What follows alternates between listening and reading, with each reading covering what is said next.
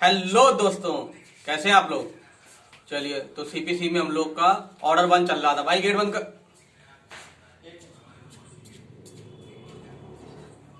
और सीपीसी में हमारा ऑर्डर 1 चल रहा था, ठीक है। तो ऑर्डर 1 में क्या था? ऑर्डर 1 में पार्टीज टू द सूट कौन कौन होंगी, हम लोगों ने सबसे पहले पढ़ा था। ऑर्डर 1 का रूल 1, ज्वाइंडर ऑफ प्लेंटिफ, ठीक है, पूछा जाता है, याद रखिएगा। 2 क्या बोलता है कि अगर कोर्ट को ऐसा लगता है कि भाई डिले हो सकता है सबको एक साथ जोड़ने में, तो उसको हटा सकता है। 3 क्या बोलता है? Joinder of defendant, very good. 3 ये बोलता है कि सेपरेट ट्रायल भी कर सकते हैं। 4 क्या बोलता है कि कोर्ट बाउंड नहीं है जजमेंट सबके लिए एक ही जैसा देने के लिए, ठीक है। जैसा कोर्ट चाहे वैसे किसी के लिए सेपरेट भी दे सकता है और ऑल के लिए भी दे सकता है, ठीक। 5 क्या बोलता था? रिलीफ जरूरी नहीं है कि डिफेंडेंट जो है सारी रिलीफ जो क्लेम की जा रही है वो डिफेंडेंट सब में इंटरेस्टेड हो, ठीक है। तो 6 में क्या है? कॉन्ट्रैक्ट वाला केस है। 7 में क्या है?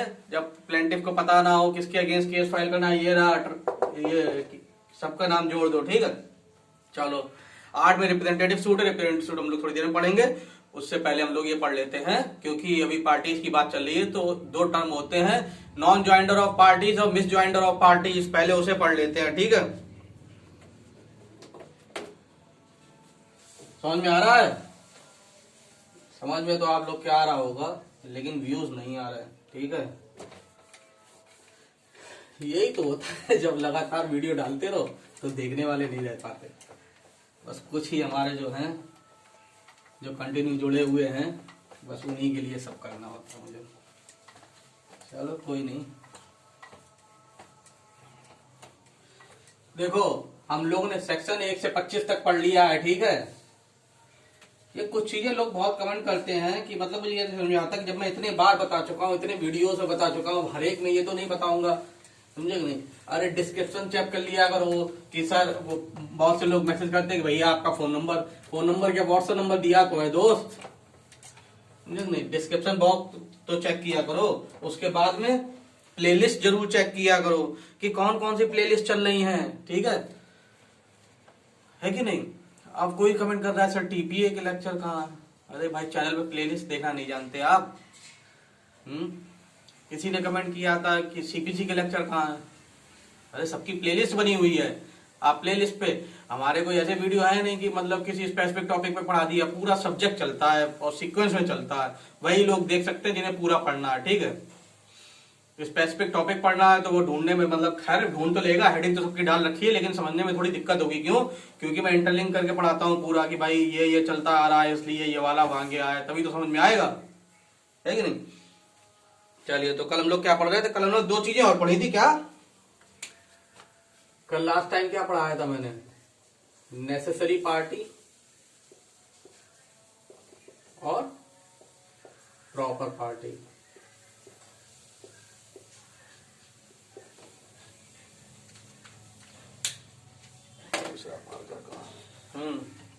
बताइए क्या था? कल बताया था नेसेसरी पार्टी कौन होती है। नेसेसरी पार्टी वो होती हैं जिसकी एब्सेंस में कोई इफेक्टिव ऑर्डर पास नहीं हो सकता, ठीक है। In the absence of the necessary party no effective order pass by the court, ठीक है। कोई भी कोर्ट, जैसे कि वो था ना, क्या था कि एक मकान में 4 लोगों का हिस्सा था, ठीक है। 3 भाई थे, 1 बहन थी। तो अगर मान लो तीनों भाई मिलके केस करते हैं कि पार्टीशन कराना है, ठीक, तो इन the absence of the sister, अगर बहन नहीं है या इनकी सिस्टर नहीं है, तो क्या इफेक्टिव ऑर्डर पास हो सकता है? नहीं हो सकता। क्यों? क्योंकि अगर मान लो इन तीनों ने केस फाइल करके 3 के बीच में ही पार्टीशन हो गया, बाद में अगर वो जो उसकी बहन आती है वो केस करती है, तो क्या हो जाएगा? सेट असाइड हो जाएगा, हट जाएगा ये ऑर्डर, ठीक। इसका एग्जीक्यूशन नहीं हो पाएगा, एग्जीक्यूशन भी नहीं हो पाएगा और जजमेंट भी हट जाएगा, डिग्री भी हट जाएगी, ठीक है। समझे नहीं? क्यों? क्योंकि भाई उसका हिस्सा कहाँ गया, है कि नहीं। अगर आप तीनों को बांट दोगे फिर उससे क्या मिलेगा, इसलिए इफेक्टिव ऑर्डर पास नहीं हो सकता। तो ये कौन हुई? ये नेसेसरी पार्टी हुई। प्रॉपर पार्टी कौन होते हैं? प्रॉपर पार्टी वो होते हैं जिनकी एब्सेंस में एक इफेक्टिव ऑर्डर तो पास हो सकता है, लेकिन एग्जीक्यूशन के लिए, final disposal of the case के लिए उसकी जरूरत पड़ेगी, उसको बोलते हैं प्रॉपर पार्टी। समझे कि नहीं। जैसे वो वाला बताया था कि किसी ने अपना मकान रेंट पे दिया है, फिर उसने किसी और को दे दिया है, ठीक है, तो वो वाला केस, ठीक है, कल आपने लेक्चर देखा होगा तो ठीक है, आपको समझ में आ गया होगा, ठीक। चलो अब क्या है, सेक्शन 9 है। सेक्शन 9 में दो चीजें बताई गई हैं। एक तो होता है नॉन ज्वाइंटर,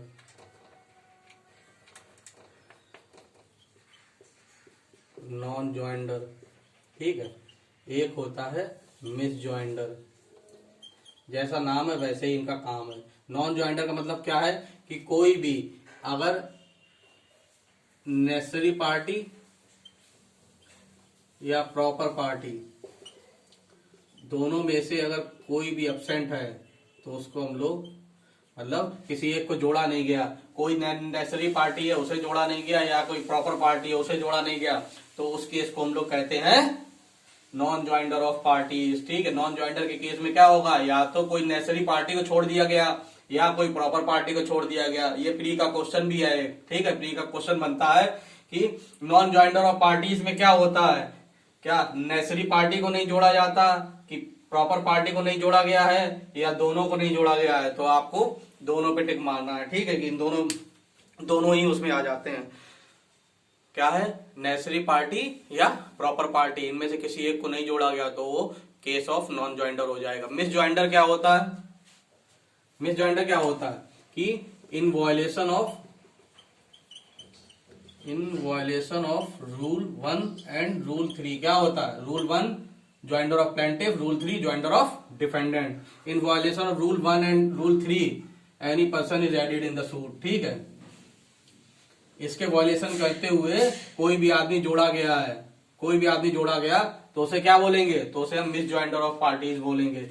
गलती से मिस्टेकली नहीं बोलते हैं, मिस्टेकली कोई आदमी जोड़ लिया गया तो क्यों जोड़ा गया, ना वो रूल 1 में फॉल होता है ज्वाइंटर ऑफ प्लेंटिफ में, ना वो रूल 3 में फॉल होता है ज्वाइंटर ऑफ डिफेंडेंट में, फिर भी उसे जोड़ लिया गया है, तो उस केस को क्या बोलेंगे, उसको हम मिस ज्वाइंटर ऑफ पार्टीज बोलेंगे, ठीक है। चलो ये समझ में आई, लिखोगे, लिख लो, लिखो। नेसेसरी पार्टी तो लिखवा ही दिया था, प्रॉपर पार्टी भी लिखवा दिया था, अब लिखिए नॉन ज्वाइंटर। नॉन ज्वाइंटर क्या था, where the person is a necessary और प्रॉपर पार्टी, या तो वो नेसेसरी पार्टी या प्रॉपर पार्टी है, to the suit and he has not been joined as a party, then it is a case of non joinder of parties.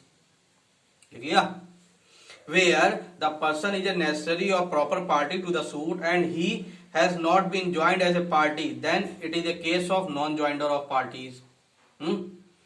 दूसरा misjoinder, misjoinder क्या होता है, if the two or more person are joined as a party to the suit in contravention of order 1 rule 1 and 3, order 1 के rule 1 and 3 के contravention में अगर कोई भी आदमी जोड़ा जाता है, and where they are neither necessary और नॉर प्रॉपर पार्टी, ना ही वो नेसेसरी पार्टी है ना वो प्रॉपर पार्टी है, then it is a case of misjoinder of parties, ठीक है। मालूम होना चाहिए नेसेसरी पार्टी क्या होता है, प्रॉपर पार्टी क्या होता है, नॉन ज्वाइंटर क्या होता है, मिस ज्वाइंटर क्या होता है, ठीक है, समझ में आया ना। चलो अब रूल 9 पढ़ते हैं। रूल 9 क्या कहता है, रूल 9 ये कहता है, ऑर्डर तो 1 चल ही रहा है उसमें कोई बात ही नहीं, ठीक है। ऑर्डर 9 का रूल 9 ये कहता है कि नॉन ज्वाइंटर या मिस ज्वाइंटर ऑफ पार्टीज ये बताता है कि अगर कोई सूट में कोई केस है उसमें नॉन ज्वाइंटर या मिस ज्वाइंटर हो रहा है तो उससे क्या सूट पे कोई इफेक्ट पड़ेगा, बताइए। जनरल रूल इसका ये कहता है नो इफेक्ट, इसका नो इफेक्ट, कोई इफेक्ट नहीं पड़ेगा। अगर मिस ज्वाइंटर या नॉन ज्वाइंटर हो जाता है उससे कोई फर्क नहीं पड़ता, ठीक है, उससे डिग्री पे कोई फर्क नहीं आएगा, वो सही मानी जाएगी। क्या है, जनरल रूल क्या बोलता है कि अगर कोई भी सूट में नॉन ज्वाइंटर हो रहा है, नॉन ज्वाइंटर मतलब कोई प्रॉपर या नेसेसरी पार्टी है उसको जोड़ा नहीं गया, या मिस ज्वाइंटर हो गया है कोई गलती से जोड़ दिया गया, तो इन दोनों ही केस में डिग्री पे कोई इफेक्ट नहीं पड़ेगा, ठीक है, वो सही मानी जाएगी। जनरल रूल है ये, ठीक है। इसका एक प्रोविजो जोड़ा गया है, प्रोविजो ये कहता है कि ये जो जनरल रूल है, general rule not apply in case of, क्या है बताइए, नेसेसरी पार्टी। अगर कोई नेसेसरी पार्टी है, non joinder of necessary party, non joinder of necessary party, क्या समझे बताइए, ये जोड़ा गया शायद 1976 में जोड़ा गया। ठीक है, अभी चेक कर लेना आप लोग। बेरेट है, चेक करो तुरंत, चेक करते रहा करो, गलतियां बहुत होती हैं। ठीक है, हमसे ही नहीं सबसे ही होती हैं। आपका काम है ढूंढना, कम से कम ये तो पता चलेगा सिंसियर होके पढ़ रहे हो कि नहीं पढ़ रहे हो, है कि नहीं, क्या ऐसे ही बस टाइम पास कर रहे हो। टाइम पास मत करो। खैर हमारे व्यूअर्स ऐसे है नहीं जो टाइम पास करते हैं, मेहनत करते हैं,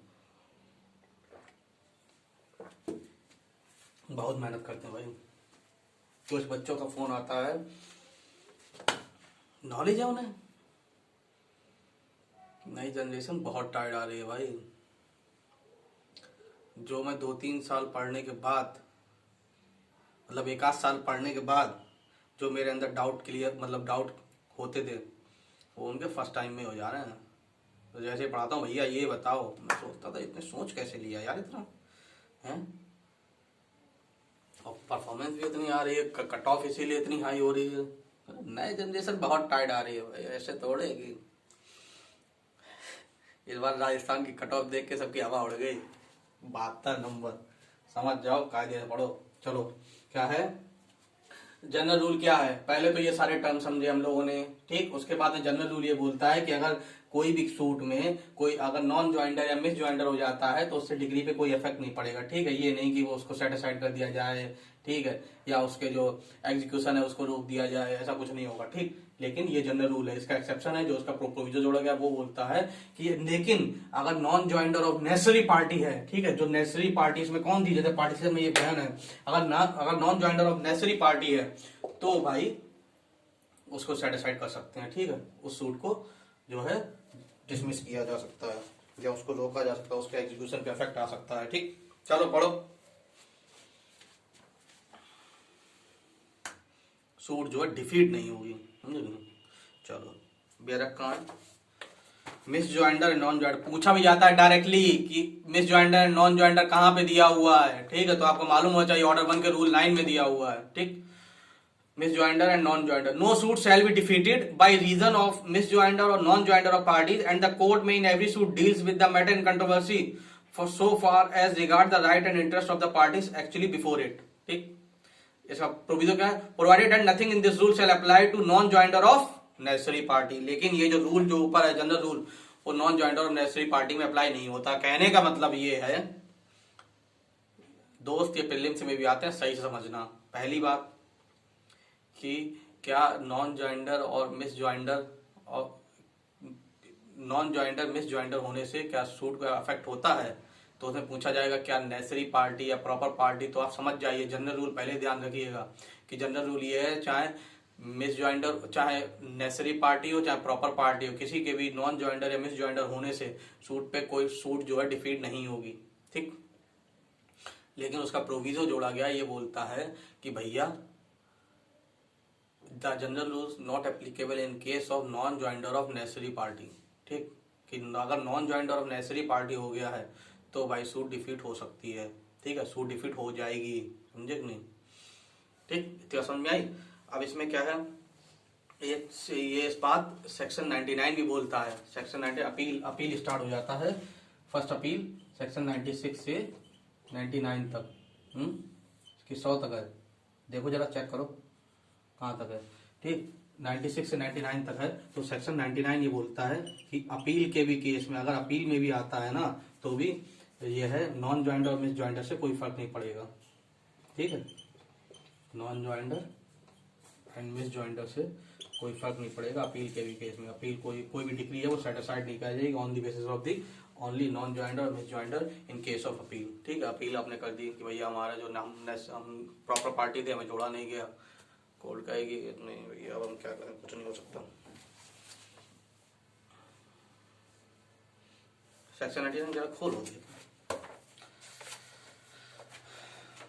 सेक्शन को भूलिएगा मत, रिवाइज करते रहिएगा साथ साथ। देखो 96 से 99A तक है, 99A तक है। चलो 100 से सेकंड अपील, 100 से 103 सेकंड अपील चलता है। तो 99 क्या था, no decree to be reversed और मॉडिफाइड फॉर एरर और irregularity not affecting merits on और जुरिडिक्शन। अगर इससे वो नहीं हो रहा है, या मेरिट या उससे कोई फर्क नहीं आ रहा है, तो इससे कोई फर्क नहीं पड़ता नॉन ज्वाइंटर मिस ज्वाइंटर से। पढ़ो अंदर। No decree shall be reversed or substantially varied, not shall any case be demanded in appeal or on account of any misjoinder or non-joinder of parties or cause of action or any error, defeat or irregularity in any proceeding in the suit, not affecting the merit of the case, jurisdiction of the court। ठीक है, अगर वो merit of the case या jurisdiction of court को affect नहीं कर रही है तो फिर उसका कोई फर्क नहीं पड़ता, चाहे नॉन ज्वाइंडर हो जाए चाहे मिस ज्वाइंडर हो जाए। लेकिन misjoinder of necessary party, sorry non joinder of necessary party के केस में ये रूल अप्लाई नहीं होता, वो एक्सेप्शन है। ठीक है, अब मान लो miss joinder of necessary party हो गया, उससे कोई फर्क पड़ेगा? नहीं पड़ेगा। सिर्फ एक ही केस है कि non joinder of necessary party. समझ में आ रहा कि नहीं आ रहा? ध्यान रखिएगा, बस ये केस है। ठीक है, इससे डिक्री जो है डिफीट हो सकती है, उसके अलावा कोई फर्क नहीं पड़ता। चलो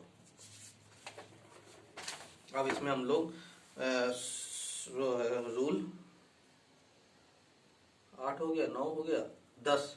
हाँ 10 क्या बोलता है? आ जाओ ऑर्डर 1 पे दोबारा आ जाओ। ऑर्डर 1 का रूल 10, स्ट्राइकिंग आउट, एडिशन और सब्स्टिट्यूशन लिख लो। ऑर्डर 1 का रूल 10 पे हेडिंग बनाओ। क्या लिखना है?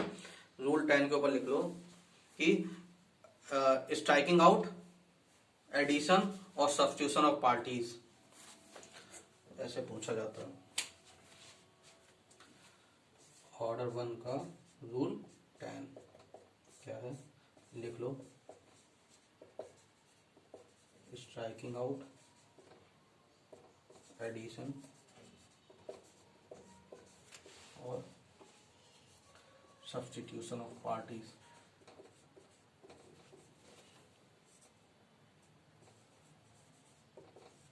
ठीक, क्या है? बस याद रखिएगा, इसके अंदर से कुछ नहीं पूछा जाता, सिर्फ ये रूल याद रखिएगा कि ऑर्डर 1 का रूल 10 जो है कोर्ट को पावर देता है कि वो किसी भी टाइम दोनों में से किसी भी पार्टीज को हटा सकती है, किसी को जोड़ सकती है, किसी को सब्स्टिट्यूट कर सकती है। ठीक है, तो कोर्ट के पास ये पावर है। बस आपको इतना याद रखना है कि ऑर्डर 1 का रूल 10 कोर्ट को ये पावर देता है कि किसी भी टाइम उसे लगता है कि किसी पार्टी को इसमें जोड़ा नहीं गया है या किसी पार्टी को जोड़ना जरूरी है।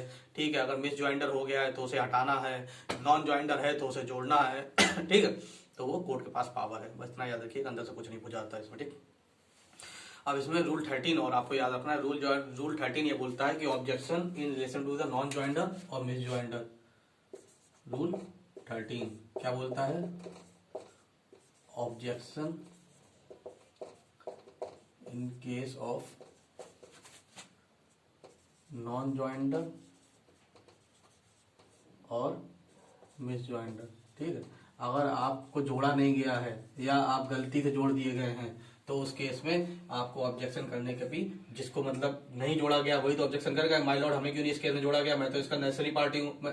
ठीक है, या जिसको फालतू में जोड़ दिया गया कि माय लॉर्ड मैं तो इसका पार्टी नहीं हूँ, ये तो in the violation of rule 1 and rule 3 of order 1 मुझे जोड़ दिया गया है। ठीक है, तो ये मिस ज्वाइंडर का केस है, बढ़ाइए मुझे सब्स्टिट्यूट करिए, वो मुझे ये करिए सब्स्टिट्यूशन करिए या स्ट्राइक आउट करिए, हमें बाहर करिए इससे। ठीक है, तो ये कोर्ट के पास जो पावर रूल 10, इसमें जब कोई ऑब्जेक्शन करेगा तभी तो होगा। ये भी इसमें भी या तो on the application of the parties होगा, या तो on the application of parties होगा, या सुमोटो भी हो सकता है। ठीक है, कोर्ट खुद चाहेगी तो भी हो सकता है, समझे नहीं? इसमें आप ऑब्जेक्शन कब करेंगे? अर्लीस्ट पॉसिबल है।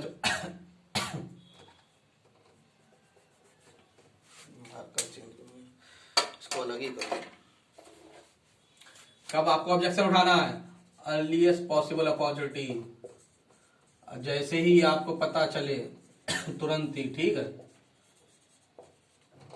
दूसरी बात, अगर आपने अर्लीस्ट पॉसिबल अपॉर्चुनिटी नहीं उठाया, आपने कहा कोई बात नहीं, जोड़ गया, हटा गया, कोई बात नहीं, बाद में डिग्री पास होगी तो फिर कुछ नहीं कर पाओगे। ठीक, अगर आपने नहीं उठाया तो मान लिया जाएगा कि इसको वेव करेगा, मान लिया कि आपने वेव कर दिया, वेवर कर दिया। ठीक है, छोड़ दिया। ठीक, जो आपका राइट था कि मुझे जोड़ने का या मुझे हटाने का, आपको जानकारी आई फिर भी आपने नहीं किया, तो ये समझा जाएगा जो वो आप राइट आपने अपना वेव कर दिया। पढ़ो कहाँ rule 13। objection as to the non-joinder or misjoinder. All objection on the ground of non-joinder or misjoinder of parties shall be taken at the earliest possible opportunity and in all cases where issue are settled at or before such settlement. एक ने पूछा था कि settlement क्या होता है, ठीक है। दूसरे एक ने एक और क्वेश्चन पूछा था, क्या पूछा था किसी ने कि सर रेस सब्जुडाइज जो है वो रेस जुडिकेटा जो है क्या उसमें हाई कोर्ट के केसेस में भी अप्लाई होता है। अरे मेरे दोस्त, चलो क्वेश्चन तो सही है तुम्हारा, अभी तो स्टार्टिंग ही है। क्या होता है, हाई कोर्ट में आप सूट फाइल नहीं करते हैं, मान लो कि सिविल जज सीनियर डिवीजन ने कोई केस डिसाइड किया, ठीक है, इनकी कोर्ट में था, ठीक। अब आपको इन्होंने वो उसको जो है डिग्री पास कर दी, ठीक, जजमेंट पास कर दिया, जजमेंट पास कर दिया। अब लेकिन आप जो है दोबारा वो सूट कहीं तो फाइल कर नहीं सकते, तो आप क्वेश्चन ये था कि हायर कोर्ट में अगर जाना है तो क्या करेंगे। हायर कोर्ट में भाई अपील जाती है, ठीक है, कोई फ्रेश सूट थोड़े फाइल होता है। यहाँ पे क्या हो रहा है, आप फ्रेश सूट फाइल करना चाह रहे हैं दूसरा, ठीक है, फ्रेश सूट दूसरा फाइल करना है, उसको जो है रेस जुडिकेटा रोकता है, रेस जुडिकेटा उसको रोकता है फ्रेश सूट को फाइलिंग को, ठीक है, between the same parties on the same cause of action, ठीक। लेकिन अपील एक अलग चीज है, ठीक है। अपील का अगर आपके पास राइट दिया हुआ 96 में तो फिर आप अपील कर सकते हैं। अपील करना कोई फ्रेश फाइलिंग ऑफ सूट नहीं होता है, ठीक है, समझे कि नहीं। अपील में केस वहीं से सुना जाता है जहां से आपको यहाँ पे जजमेंट दिया गया, उसी कोई कोर्ट सुनेगा। ये नहीं कि फिर से ट्रायल चालू होगा, फिर से पार्टीज आएंगी, फिर से एविडेंस लिए जाएंगे, फिर से डॉक्यूमेंट सबमिट किए जाएंगे, ये सब नहीं होता अपील में, ठीक है। अपील अलग चीज है। डिस्ट्रिक्ट कोर्ट की अपील से हाई कोर्ट सेकंड अपील जाएंगे, हाई कोर्ट जाएंगे, ठीक है। तो अपील अलग चीज होती है, अपील पे रेस जुडिकेटा थोड़े अप्लाई होता है, ठीक है। लोग कहाँ थे, ऑब्जेक्शन, ठीक है, या तो अर्लीस्ट पॉसिबल अपॉर्चुनिटी में करें, ठीक है, या before the settlement of issue. Settlement issue क्या होता है, जब दोनों पार्टीज को बुलाया जाता है। एक पार्टी आई, उसने ऑब्जेक्शन, उसने कहा कि माय लॉर्ड इन्होंने ऐसे ऐसे मेरे राइट्स का वॉल्यूशन किया। दूसरी पार्टी आई, उसने उस पर अपना पॉइंट रखा, ठीक। अब जो दोनों बीच में कंट्रोवर्सी होती है ना, उसी पे सेटलमेंट ऑफ इशू होता है, ठीक। ऑर्डर 14